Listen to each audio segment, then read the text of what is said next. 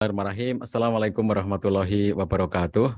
Waalaikumsalam warahmatullahi wabarakatuh. Alhamdulillahirabbil alamin wa bihi nasta'inu ala umuri dunya waddin. Asyhadu an la ilaha illallah wahdahu la syarikalah wa asyhadu anna Muhammadan abduhu wa rasuluh la nabiyya ba'dah. Allahumma shalli wa sallim wa barik ala nabiyyina Muhammad wa ala alihi washabihi ajmain wa ba'd. Sahabatku sekalian dimanapun Anda berada, alhamdulillah pada kesempatan pagi hari ini kita kembali bertemu melanjutkan perbincangan-perbincangan kita untuk semakin menguatkan ketahanan keluarga kita semuanya. Nah, sahabatku sekalian, untuk pagi hari ini saya akan mengawali dengan diskusi ringkas ya, penyampaian ringkas. Nanti kita lanjutkan dengan sesi tanya jawab ya. Saya ingin mengajak kita semuanya untuk memahami bagian penting dari menjaga ketahanan keluarga itu adalah dalam konteks resiliensi. Jadi resiliensi itu daya lenting ya. Daya lenting itu kemampuan seseorang untuk kembali ke level semula setelah dia sempat mengalami keterpurukan. Misalnya contoh seperti ini. Kalau ada satu keluarga yang dia itu mencapai level kebahagiaan yang sudah bagus, misalnya kalau kita nilai pakai angka misalnya ya, 0 sampai 10, 0 itu nggak ada kebahagiaannya, 10 itu bahagia yang paling optimal gitu ya. Lalu misalnya ada satu keluarga yang sudah mencapai nilai 8 gitu ya. Nilai kebahagiaan rumah tangga mereka itu 8. Maka ketika mereka terpuruk, lalu kemudian mereka menghadapi persoalan dalam kehidupan berumah tangga yang sangat pelik, mereka bisa mengalami penurunan dari 8 itu misalnya drop gitu ya, ngedrop kebahagiaannya tuh, misalnya sampai level 4 gitu. Jadi benar-benar mereka terpuruk. Yang semula sudah happy level 8, sekarang karena ada problem, ada masalah, ada konflik, lalu kebahagiaannya itu berkurang ya, turun sampai ngedropnya itu sangat berat. Sampai level 4 misalnya gitu. Nah, yang disebut dengan resiliensi itu adalah seberapa cepat atau seberapa lambat pribadi itu kembali ke level semula setelah terpuruk itu. Berapa cepat atau berapa lambat. Ada orang yang cepat karena resiliensinya bagus. Sehingga dia tidak memerlukan waktu yang lama untuk kembali ke level semula. Karena semula itu level 8, lalu kemudian ketika dia terpuruk sampai level 4, dia cepat untuk bangkit kembali menuju ke level 8 itu. Nah, itu berarti resiliensinya bagus. Ada orang yang berlama-lama ya dalam keterpurukannya itu sampai kemudian menghabiskan banyak waktu, tidak bisa segera beranjak dari level 4 itu untuk naik ke level 5, naik ke level 6 gitu ya. Apalagi sampai kembali ke level 8. Itu sangat lama waktu yang dibutuhkan orang untuk menaikkan kembali levelnya setelah sempat mengalami keterpurukan itu. Ini berarti resiliensinya sangat rendah gitu. Nah, jadi salah satu faktor ketahanan keluarga itu, sahabat sekalian, adalah ukuran resiliensi. Secepat apa atau selambat apa seseorang itu kembali ke level semula setelah mengalami keterpurukan. Jika resiliensinya bagus, maka cepat kembali melenting. Istilahnya itu resiliensi itu kan daya lenting ya. Jadi kalau seseorang itu punya resiliensi yang tinggi, berarti daya lentingnya itu tinggi gitu untuk menuju kepada kondisi keluarga yang bahagia kembali di level yang sebelumnya gitu ya. Nah, tapi kalau resiliensi rendah itu nggak bisa segera balik gitu. Nah, sekarang bagaimana caranya untuk bisa memiliki resiliensi yang bagus, atau dengan kata lain agar bisa cepat kembali menuju ke level semula ya. Jika kita sempat mengalami masalah dalam hidup berumah tangga, gimana caranya itu agar kita cepat kembali ke level kebahagiaan semula agar terpuruknya itu tidak lama-lama. Terpuruk itu manusiawi. Tidak ada orang yang tidak pernah terpuruk dalam kehidupannya ya. Semua manusia pernah terpuruk dalam kehidupannya. Cuma yang menjadi masalah secepat apa atau selambat apa mereka bangkit kembali dari keterpurukan itu. Ya. Tidak ada orang yang tidak pernah terpuruk gitu. Nah, sahabat sekalian, tentu ada sangat banyak hal ya yang bisa menyebabkan daya lentingnya atau resiliensinya itu kuat atau lemah. Itu ada banyak faktor. Nah, karena banyak faktor, saya ambil satu saja. Satu saja faktor yang menyebabkan daya lenting kita itu bagus. Ya, daya lenting kita itu kuat gitu. Nah, di antara poin itu ya, satu poin yang ingin saya sampaikan adalah cara kita untuk menjaga kelentingan itu dengan jalan kita selalu mengambil perspektif atau memiliki perspektif yang positif, cara pandang yang positif terhadap segala sesuatu. Sahabatku sekalian, banyak ahli mengatakan bahwa sebetulnya kejadian dalam kehidupan kita itu sumbangannya terhadap rasa sakit bagi diri kita itu hanya 1%. Jadi kejadian-kejadian dalam hidup ya misalnya orang gagal, orang itu mengalami konflik dengan pasangan, lalu kemudian sakit hati gitu ya. Orang kemudian merasa dia itu berada dalam keterpurukan karena masalah ekonomi atau masalah apapun dalam kehidupan itu ya. Nah, peristiwa-peristiwa, kejadian-kejadian itu sebetulnya sumbangannya terhadap rasa sakit itu hanya 1%. Yang 99% itu bermula dari persepsi kita terhadap kejadian itu. Jadi persepsi kita terhadap sebuah kejadian itu menyumbang 99% rasa sakit kepada kita. Nah, celakanya apa? Manusia itu cenderung mengkonstruksi persoalan-persoalannya sendiri. Jadi manusia itu, dia membuat narasi-narasi tentang masalahnya sendiri. Contohnya begini, ketika ada orang yang sekarang hari ini, itu dia sedang berantem sama suaminya, lalu dia merasa sakit hati, maka dia itu cenderung mengkonstruksi berbagai macam penderitaan dalam kehidupannya. Misalnya dia bilang, hidupku itu dari dulu itu nggak pernah bahagia. Dulu waktu masih kecil aku suka mendapatkan perlakuan nggak baik dari orang tuaku. Kemudian waktu remaja aku sering dibully sama teman-temanku.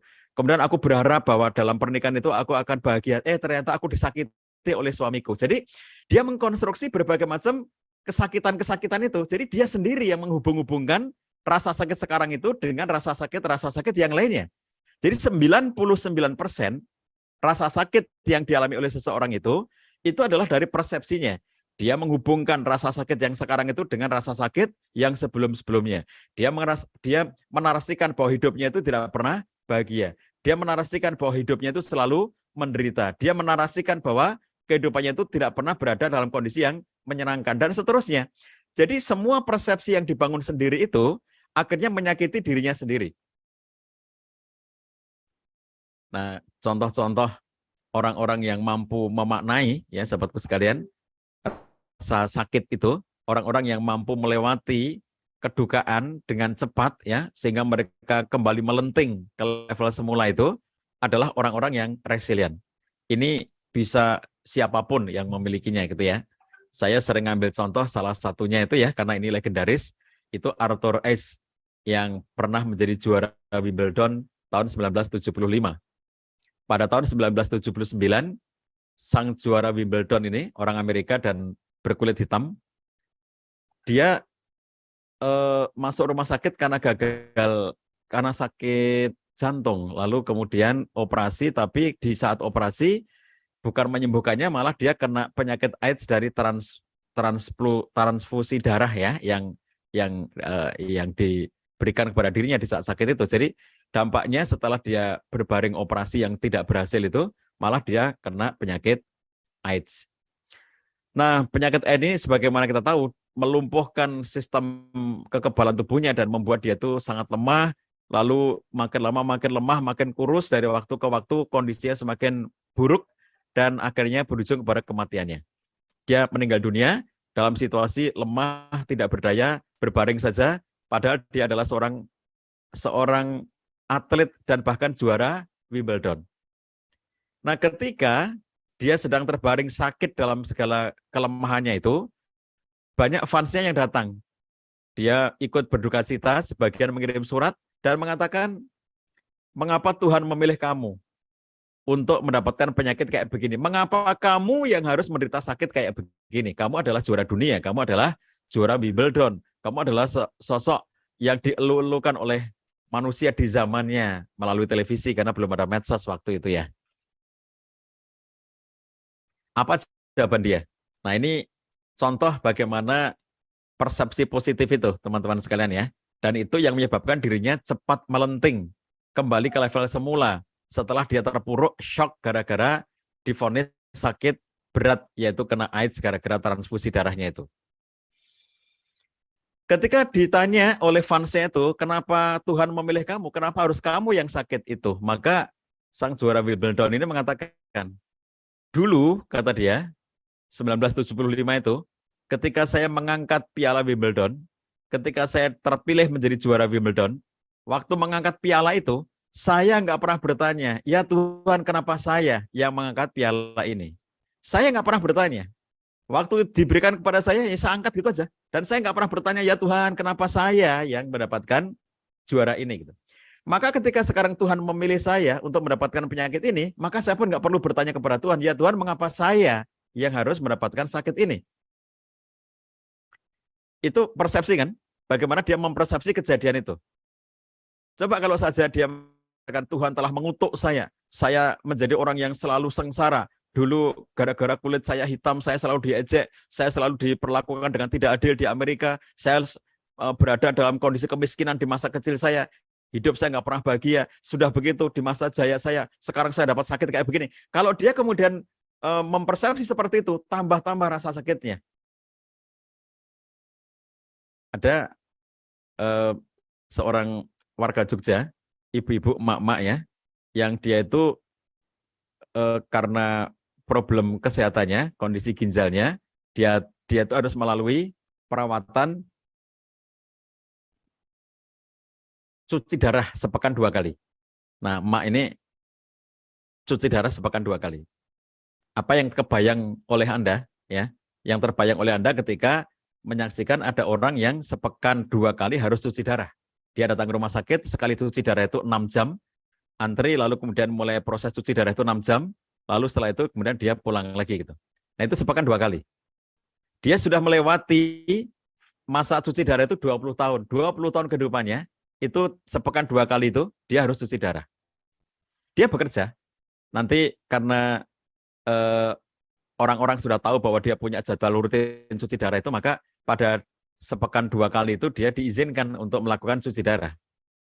Nah, yang menarik adalah dia berangkat cuci darah itu nggak perlu diantarkan, tidak ada yang mengantarkannya, tidak ada yang menungguinya gitu ya. Dia berangkat sendiri. Kalau dia pulang dari kantor gitu ya, sampai setengah hari dia masuk, lalu kemudian nanti siang dia mulai cuci darah gitu, berangkat ke rumah sakit, berangkat sendiri, nanti pulang sendiri, nggak ada yang nungguin gitu ya.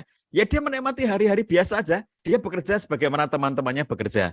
Dia berkehidupan rumah tangga sebagaimana orang-orang lain berumah tangga.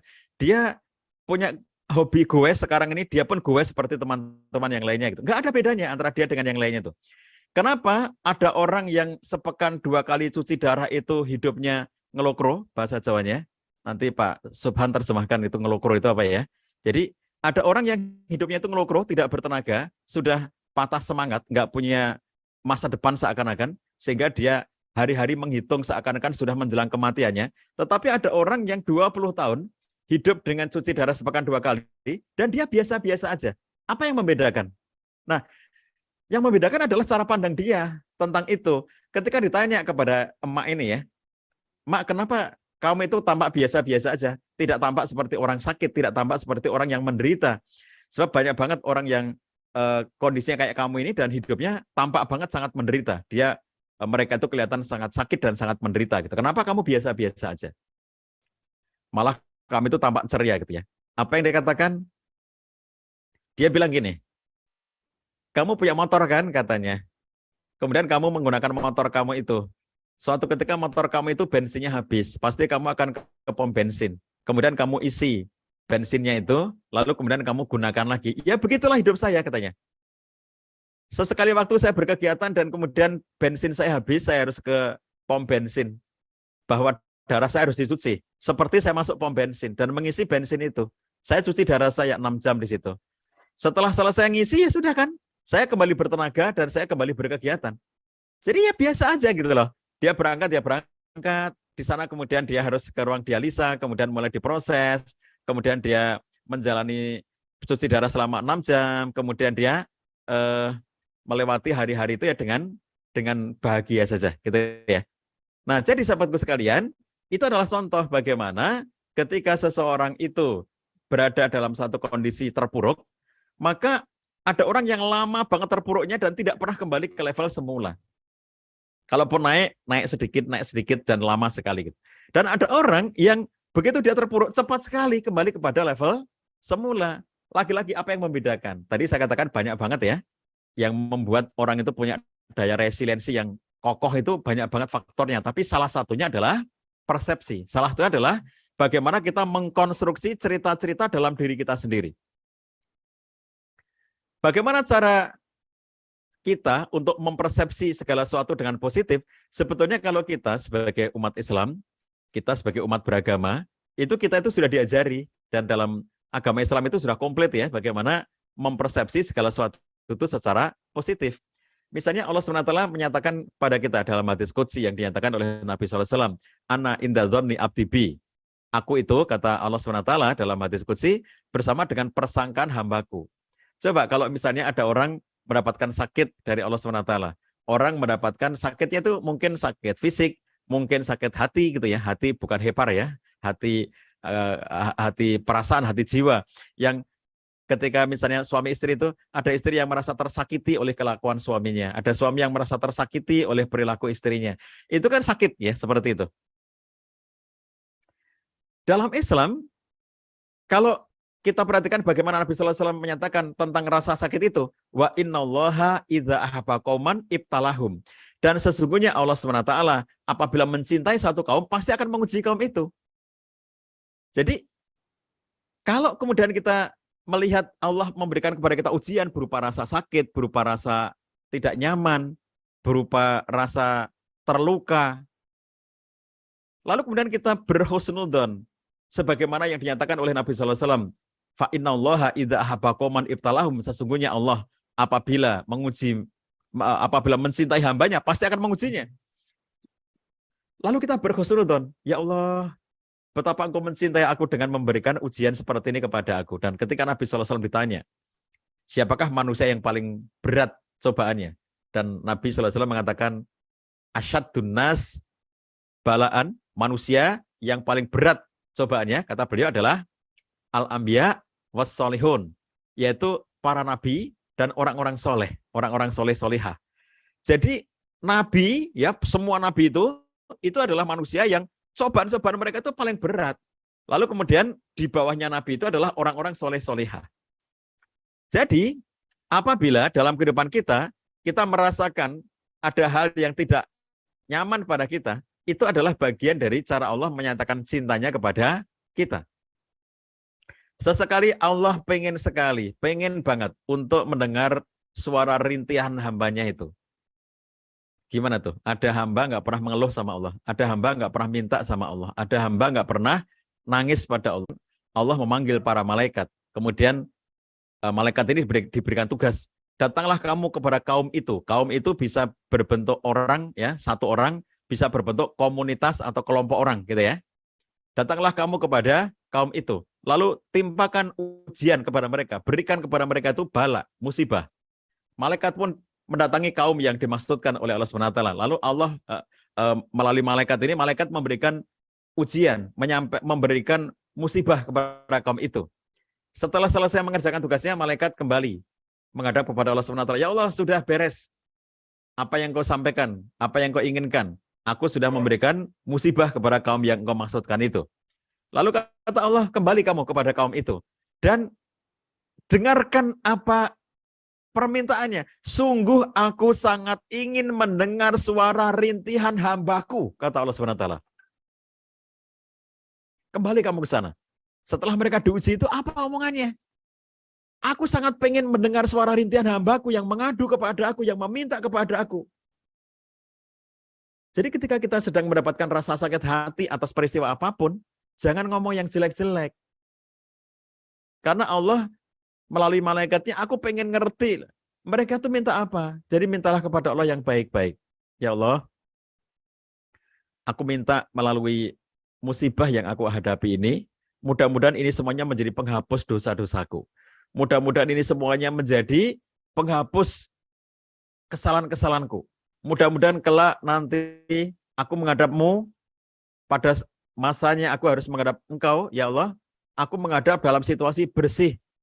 Sudah tidak ada dosa-dosa yang harus aku pertanggungjawabkan lagi, karena Engkau sudah menghisapku di dunia ini dengan rasa sakit yang sekarang aku hadapi. Jadi kita berhusnudzon pada Allah. Bukan kemudian ngomong yang jelek-jelek tentang rasa sakit ini.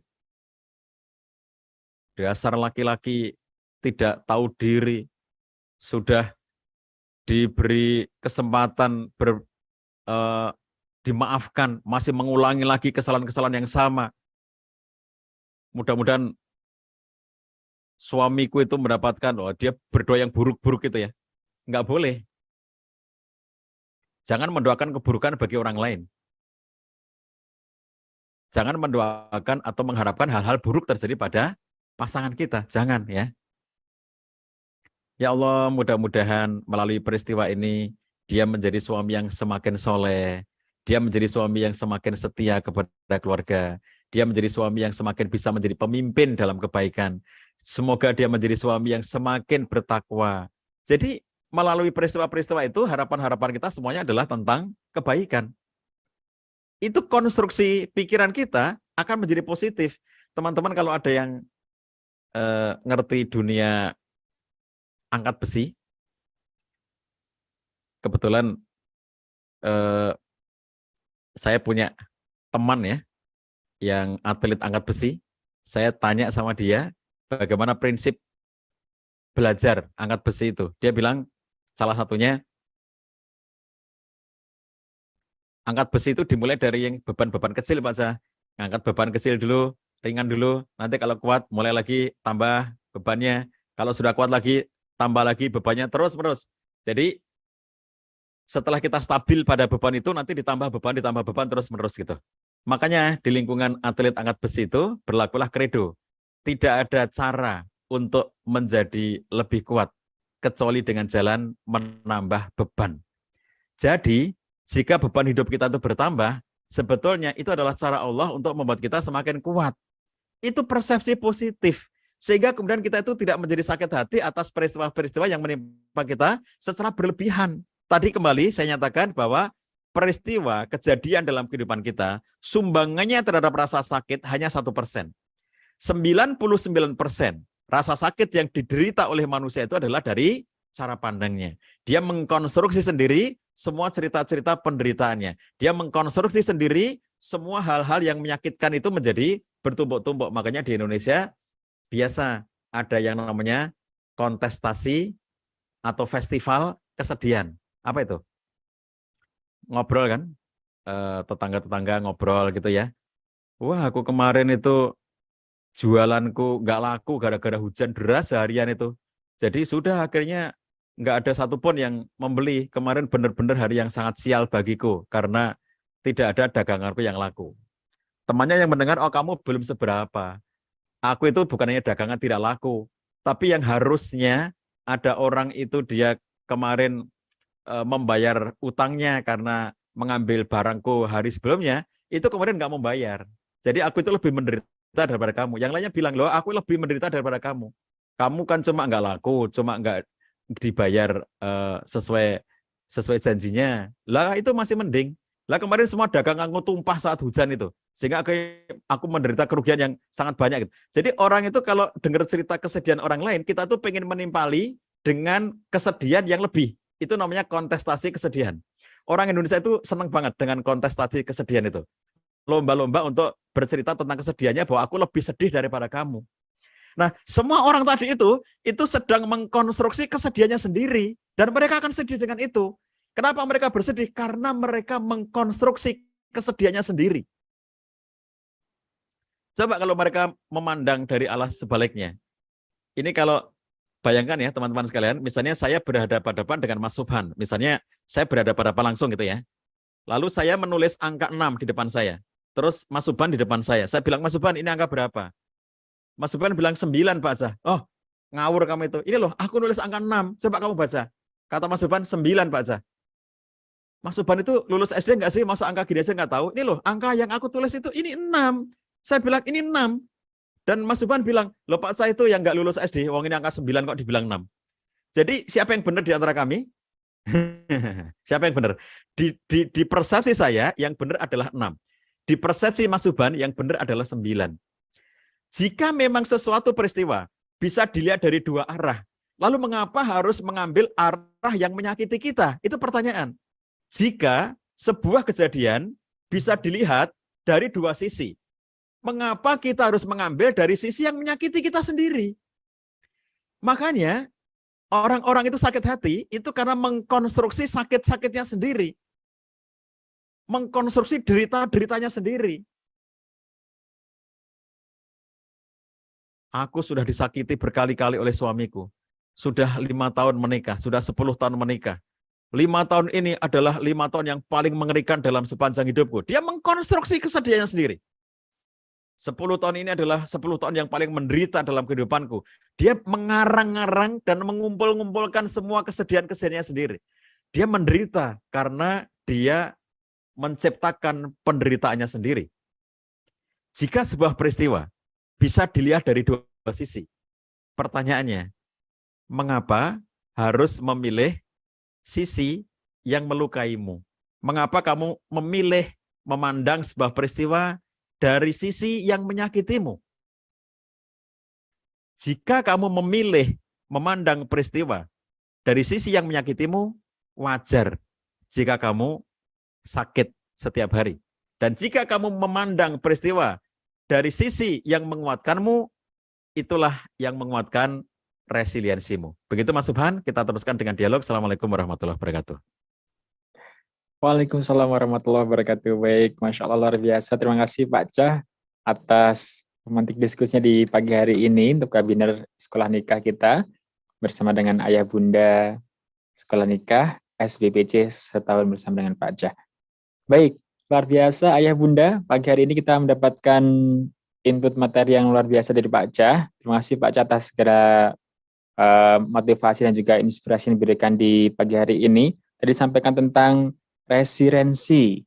Luar biasa nih, seberapa cepat seseorang bisa kembali ke level semula setelah mengalami keterpurukan. Tadi disampaikan bahwasanya suatu peristiwa hanya menyumbangkan 1% rasa sakit, selebihnya adalah persepsi diri kita yang kita bangun. Apakah itu hal yang akan membuat kita terus merekonstruksi rasa sakit atas kejadian itu dan membuat kita berlama-lama untuk terpuruk terus, atau justru kita menjadi orang yang bisa cepat untuk menghadapi itu semuanya, tidak melihat dalam segi atau sisi yang membuat kita sakit, tapi bisa melihat dari sisi yang lainnya, bahwasanya itu menjadi hal yang bisa kita ambil kebaikannya. Baik, Ayah Bunda, boleh kita berikan waktu untuk bisa diskusi terkait apa yang disampaikan oleh Pak Cah di pagi hari ini, atau mungkin juga beberapa hal terkait dengan rumah tangga, kami berikan kesempatannya. Silakan bisa dituliskan di kolom komentar atau juga bisa menggunakan fitur raise hand untuk bisa berbincang langsung bersama dengan Pak Cah di pagi hari ini.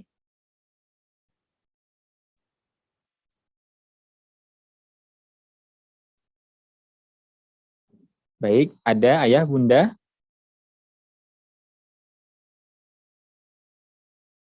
Baik, sembari mungkin menunggu Ayah Bunda untuk memberikan pertanyaan, Pak Cah, mungkin ini sedikit bertanya Pak Cah. Tadi Pak Cah menyampaikan terkait dengan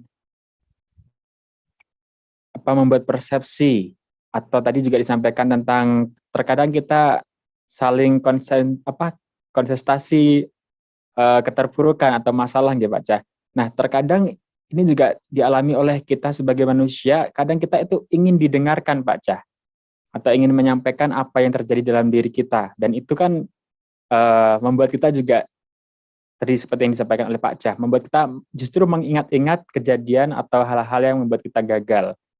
Nah, kalau seperti itu bagaimana Pak Cah? Apakah itu juga hal yang memang kita butuhkan atau memang harus kita hindari untuk membuat kita mungkin merasa lebih nyaman? Terkadang kan ada yang merasa lebih nyaman kalau menyampaikan kepada orang lain atau mungkin mendapatkan masukan dari orang lain.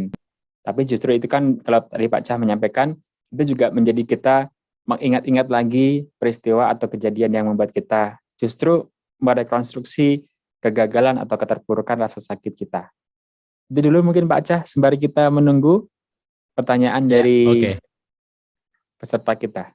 Monggo Pak Cah. Baik.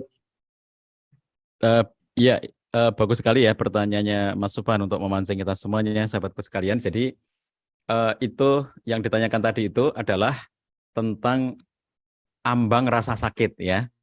Jadi begini, rasa sakit itu ada ambangnya. Ada rasa sakit yang masih berkategori eh, wajar dalam konteks sesuai dengan kemampuan yang kita miliki, bahwa aku merasa rasa sakit ini masih mampu aku atasi gitu ya. Itu rasa sakit yang saya sebut sebagai wajar dalam batas-batas kemanusiaan yang kita miliki.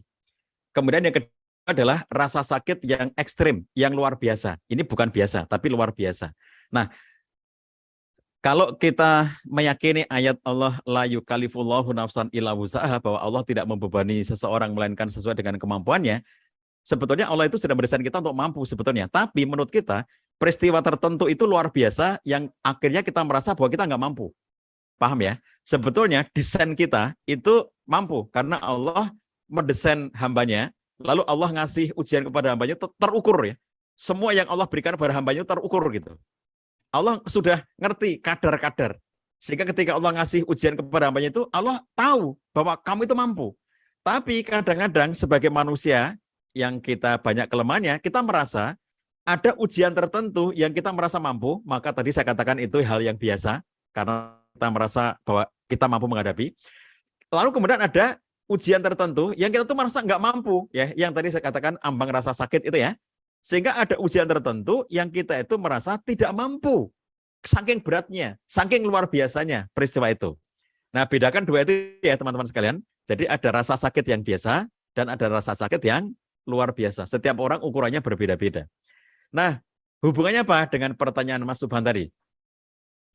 Untuk setiap rasa sakit yang biasa, maka dengan menceritakan, kita akan melepas beban. Jadi semua sakit-sakit yang kita rasakan, lalu kemudian kita ngobrol dengan teman kita, curhat gitu ya, maka curhat itu namanya katarsis. Curhat itu namanya pelepasan beban. Maka kemudian kita menjadi nyaman dengan kita menceritakan itu.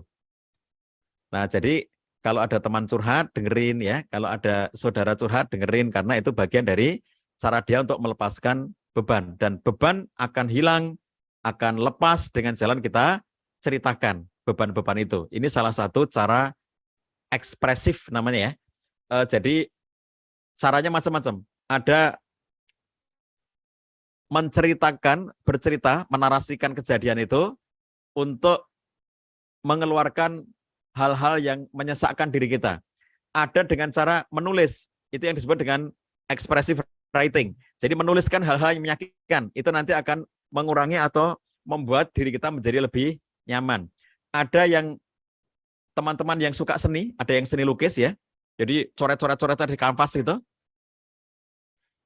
Maka salah satu cara untuk ekspresifnya kita membuang, melepaskan ya, kita melakukan katarsis bagi yang suka seni ya dengan karya seninya itu. Ada yang sukanya olahraga, teman-teman yang suka goes, maka salah satu cara katarsis ya goes gitu. Dibuang lewat goes itu gitu ya. Nah itu macam-macam caranya. Nah salah satunya lewat cerita tadi. Ngobrol, cerita kepada orang yang tentu dipercaya. Misalnya kepada psikolog, kepada konselor, kepada teman yang dipercaya dan seterusnya.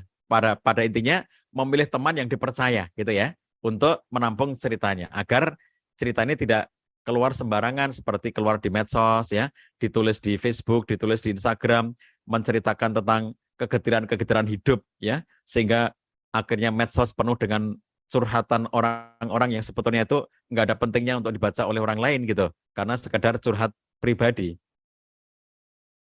Nah, jadi sahabat sekalian, jika rasa sakit yang kita alami itu masih dalam kategori yang berkategori wajar atau biasa tadi, yang kita merasa aku sanggup untuk menyelesaikannya, hanya dengan cerita aja gitu. Mas Subhan merasa ada problem dalam pekerjaannya, merasa suntuk gitu ya. Terus kemudian misalnya ketemu saya cerita, Pak Cah kemarin saya gini-gini. Nah, itu akan melegakan. Tapi kalau rasa sakit yang kita alami itu adalah masuk kategori yang luar biasa, lah itu tadi yang diceritakan Mas Subhan, itu membuat tambah sakit ya. Rasa sakit yang sudah berlebihan, kondisi-kondisi kesedihan yang berlebihan, kondisi-kondisi merasa terluka yang berlebihan, itu sakitnya luar biasa. Sakitnya tidak tertahankan. Mohon maaf teman-teman, supaya teman-teman memahami apa yang saya katakan ini, saya minta izin membuat contoh yang nggak enak contohnya. Sebetulnya saya juga tidak ingin mencontohkan, cuma biar ngerti yang saya maksudkan apa ya. Jadi kira-kira 10 tahun yang lalu itu ada kejadian di daerah Sumatera sana, seorang anak gadis ABG SMP diperkosa oleh 15 laki-laki berandalan. Saya tidak menyuruh Anda untuk membayangkan kejadiannya itu, tapi saya hanya meminta untuk empati, ya, belajar empati. Ada seorang cewek ABG SMP diperkosa oleh 15 cowok berandalan yang kira-kira kisaran umur mereka itu SMP dan SMA. Setelah dia mengalami perkosaan oleh 15 laki-laki berandalan itu, kira-kira sehancur apa hatinya? Kira-kira sesakit apa jiwanya? Kira-kira seluka apa kondisi dirinya itu? Lalu ketika orang itu ketemu dengan Anda, kira-kira apa yang Anda akan katakan kepada dia? Jika Anda bertemu orang itu, dia dalam situasi terpuruk karena rasa sakit yang luar biasa, itu yang tadi saya katakan luar biasa, yang amat sangat ya, ekstrim gitu. Kira-kira yang akan Anda katakan apa? Umumnya kita akan mengatakan begini, sabar ya Mbak ya, sabar ya Dek ya, sabar ya, ini ujian, sabar ya Dek gitu. Terus kalau kita omongin begitu, kira-kira dia akan merespon apa? Kamu itu enak aja bilang sabar-sabar, kamu tidak tahu sesakit apa yang aku rasakan. Sehancur apa diriku sekarang ini. Kamu nggak ngerti itu semuanya. Enak aja kamu ngomong sabar-sabar. Kamu bilang sabar itu kan kamu tidak merasakan apa-apa. Lalu kemudian kita yang menasihati itu akhirnya kita kecewa. Ini orang dinasihati kok nggak mau gitu. Loh padahal bukan nggak mau dinasihati. Cuma nasihatmu itu nggak tepat gitu ya. Nasihatmu itu tidak untuk dirinya. Harusnya nasihat itu kembali kepada dirimu. Bersabarlah kamu untuk tidak segera menasihati anak tadi itu. Kamu harus bersabar untuk tidak segera menasihati dia. Jadi kalau rasa sakit itu sudah sesuatu yang sifatnya ekstrim, luar biasa, maka begitu dia disuruh bercerita, itu semakin menyakiti dirinya.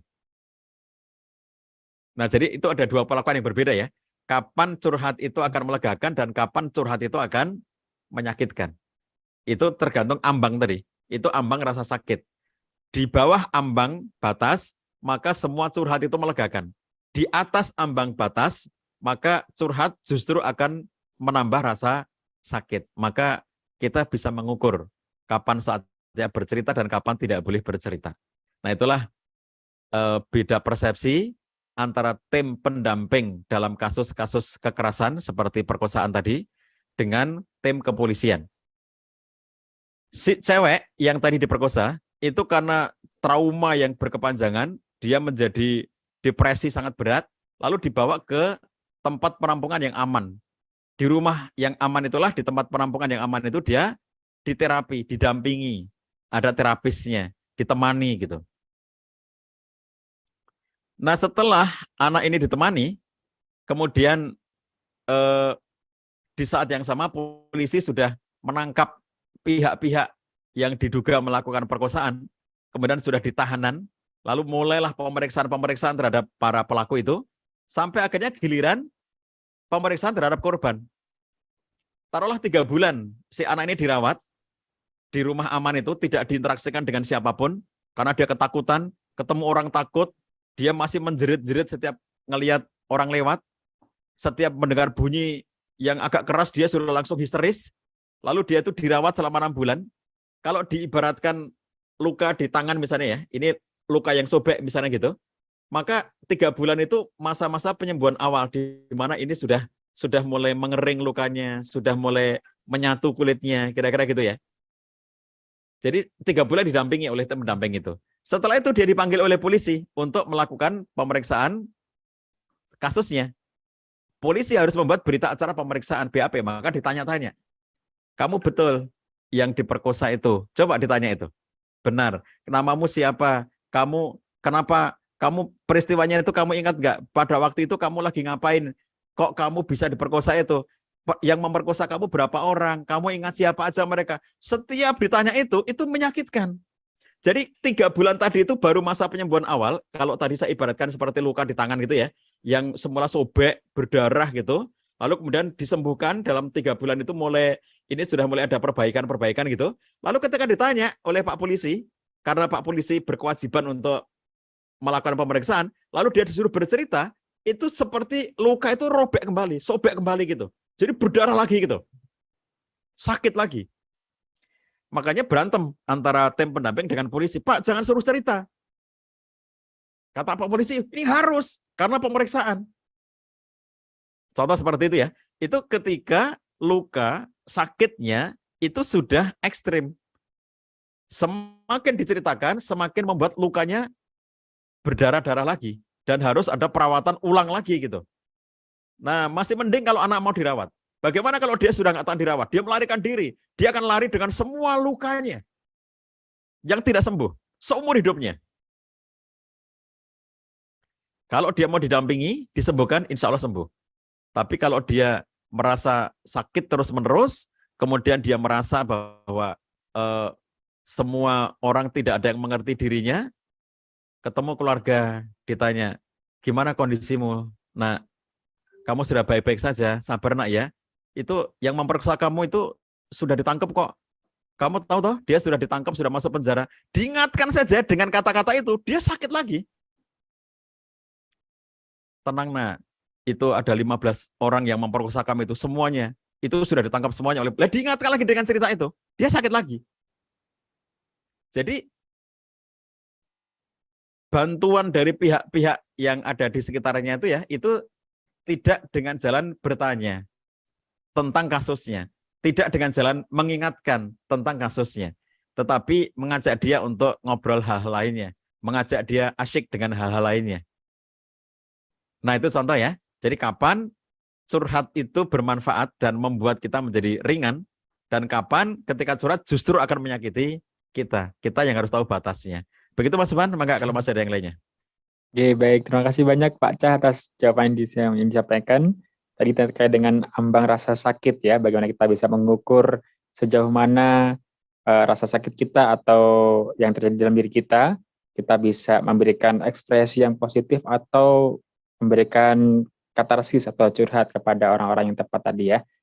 Baik, kami memberikan kesempatan ayah bunda yang ingin bertanya kepada Pak Cah di pagi hari ini terkait apa yang disampaikan Pak Cah atau mungkin juga terkait dengan ketahanan keluarga. Disilahkan. Kami bacakan satu. Ini dari salah satu peserta kita nggak Pak Cah? Yeah. Ada Bunda Faridah. Pak Cah, bagaimana bila setelah upaya memandang positif dan berhasil resilience, tapi malah dimanfaatkan orang lain? Istilahnya dikasih hati minta jantung, sehingga semakin menambah permasalahan jadi semakin rumit. Nah, apa yang harus dilakukan? Ini juga mungkin menyambung satu pertanyaan lagi Pak Cah. Jika kita memilih untuk menghindari berinteraksi dengan orang yang membuat kita sakit atau membuat kita luka, apakah itu juga termasuk salah satu langkah untuk bisa mengubah persepsi kita terhadap kejadian itu? Ya. Oke, monggo Pak Cah. Sahabatku sekalian, dua hal perlu kita pisahkan. Nomor satu adalah bagaimana kita berproses dalam diri kita sendiri untuk selalu memiliki persepsi yang positif, cara pandang yang positif. Kemudian yang kedua adalah bagaimana kita menyelesaikan problem atau konflik atau masalah yang terkait dengan orang lain. Contoh begini, ada seorang suami yang melakukan kesalahan, biar gampang saya sebutkan aja, misalnya suami ini selingkuh, biar gampang ya, untuk contohnya gitu. Suami selingkuh, istri tersakiti.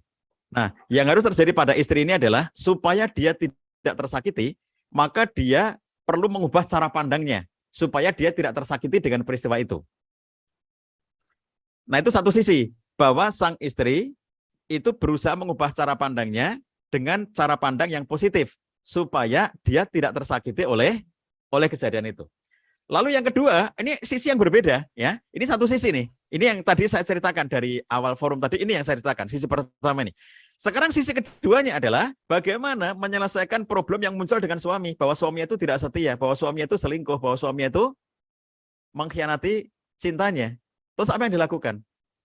Lihat, ini problem yang harus diselesaikan ya. Jadi ini terpisah ya. Yang pertama tadi adalah peristiwa aku ingin hidup dengan optimal, bahagia, tidak menderita, tidak tersiksa oleh peristiwa-peristiwa, maka aku harus mengubah cara pandang. Ini nomor satu.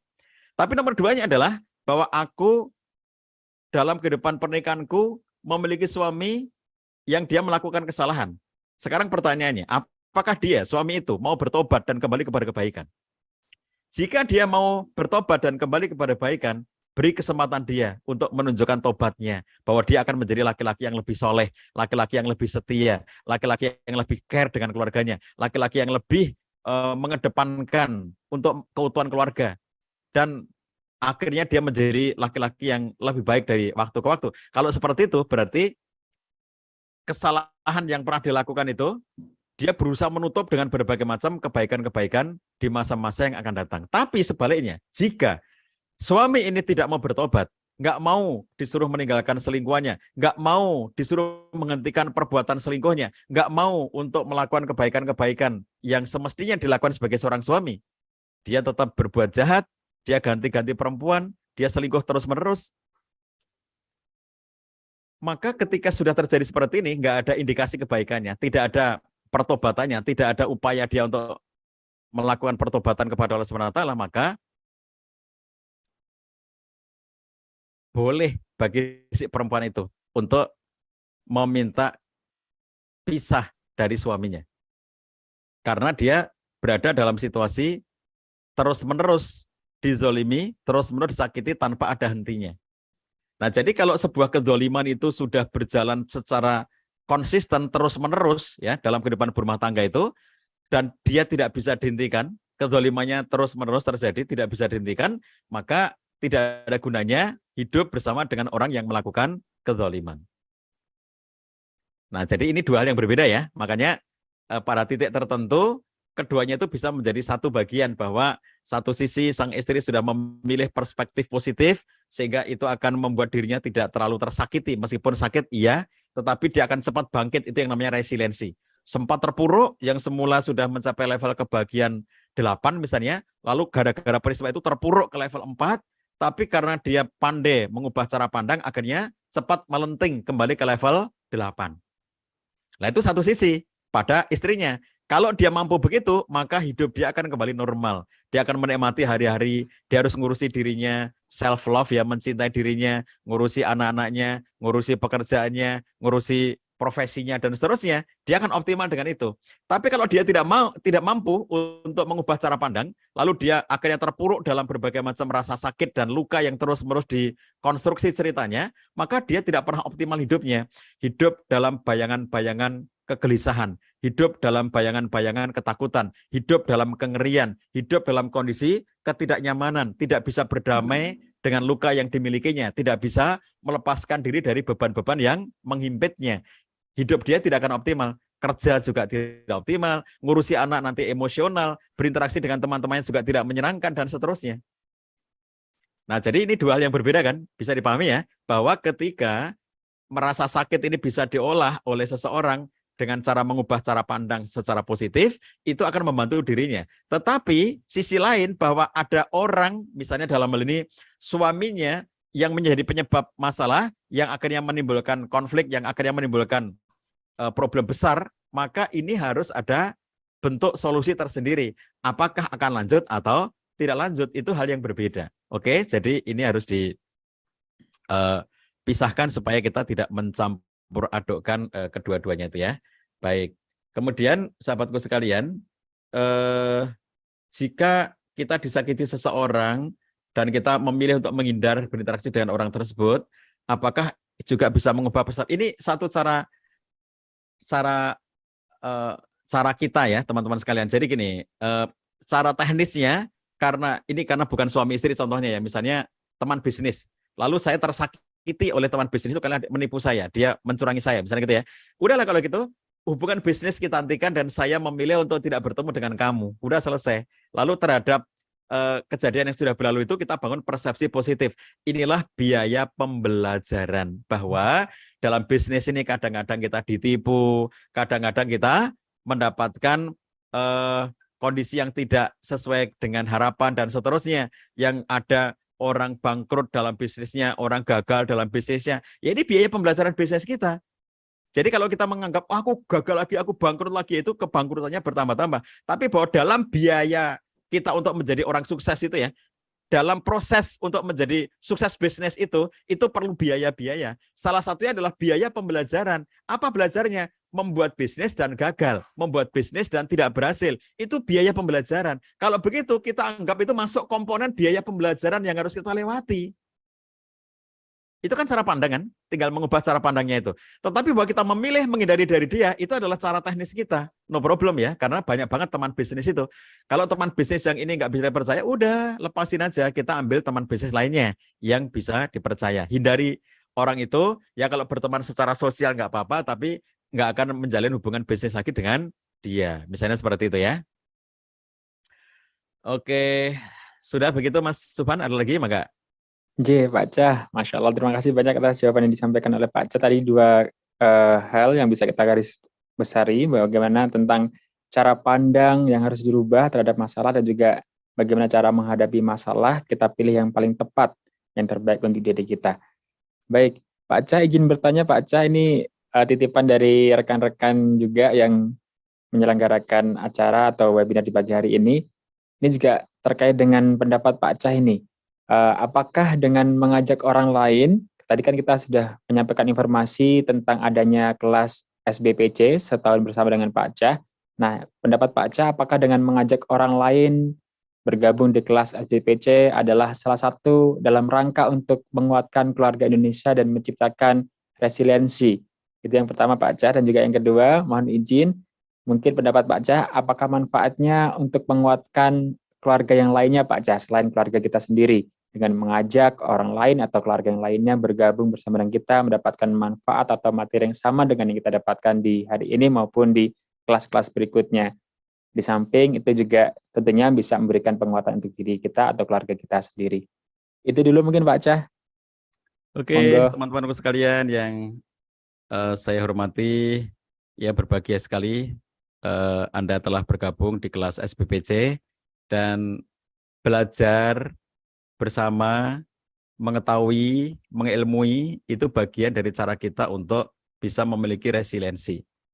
Kalau kita tidak pernah belajar, kalau kita tidak pernah untuk menambah ilmu kita, maka kita juga tidak akan memiliki kemampuan yang bagus dalam menyelesaikan persoalan-persoalan dalam kehidupan. Makanya dengan jalan kita mengikuti pembelajaran ini, lalu kemudian kita mengajak teman-teman kita yang lainnya, ini akan tercipta kolektivitas para pembelajar.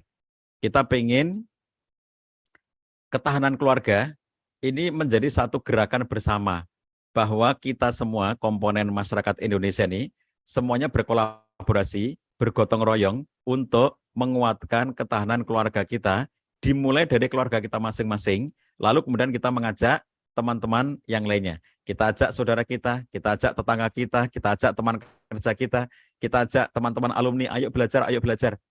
Semua dari kita bisa menciptakan perubahan yang dimulai dari dirinya sendiri. Jadi, kita ciptakan perubahan dari rumah kita sendiri. Lalu kemudian kita mengajak teman-teman kita mengajak saudara kita mengajak sahabat kita. Kalau semakin banyak keluarga-keluarga yang tercerahkan, semakin banyak keluarga-keluarga yang kokoh, semakin banyak keluarga-keluarga yang memiliki daya tahan dan daya lenting yang bagus, maka semakin bagus pula ketahanan keluarga secara keseluruhannya di negeri kita ini. Makin banyak orang yang memiliki ketahanan keluarga yang baik, maka berarti makin kokoh pula ketahanan nasional Indonesia. Karena ketahanan nasional Indonesia itu dibangun di atas ketahanan-ketahanan yang bagian. Jadi contohnya ketahanan ekonomi, ketahanan sosial, ketahanan politik, ketahanan pangan, ketahanan dan seterusnya gitu ya. Termasuk salah satunya adalah ketahanan keluarga. Dan ketahanan keluarga ini menjadi fondasi yang paling vital, paling kokoh di dalam menguatkan ketahanan sebuah bangsa. Sehingga apabila kita mampu bergotong royong bersama-sama dengan masyarakat, dengan teman-teman kita, dengan komunitas kita, ajak mereka ya. Kalau Anda sudah berada belajar bersama-sama di SBPC ini, Anda ajak teman Anda mengajak lagi teman Anda ngajak lagi saudara-saudara yang lainnya gitu ya. Ajak mereka lewat grup-grup chatting, lewat medsos dan seterusnya, mengajak untuk bersama-sama memiliki keluarga yang kokoh, mengajak bersama-sama untuk memiliki keluarga yang tangguh, mengajak untuk bersama-sama memiliki sifat sebagai keluarga pembelajar yang makin hari kita makin resilient, makin hari makin bagus resiliensi kita. Nah, jadi dengan jalan mengajak teman-teman yang lainnya berarti akan tercipta komunitas yang besar.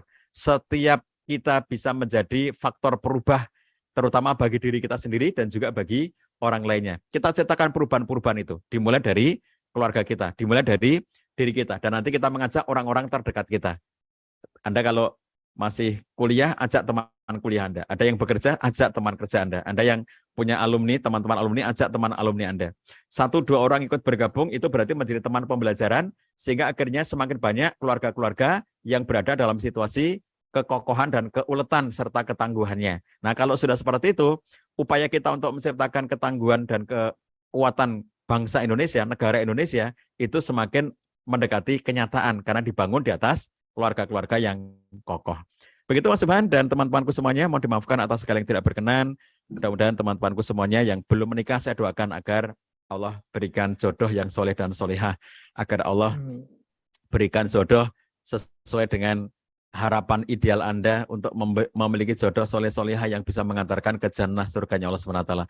Bagi teman-teman yang sudah menikah, saya doakan semoga menjadi keluarga yang sakinah, mawaddah, warahmah, dikaruniai anak-anak yang soleh dan solehah, mendapatkan rezeki yang lancar dan penuh berkah, tetap istiqomah dalam kebaikan hingga akhir hayat husnul khotimah, dan kelak bisa bersama-sama di jannah surganya Allah SWT. Billahi taufiq wal hidayah. Wassalamualaikum warahmatullahi wabarakatuh.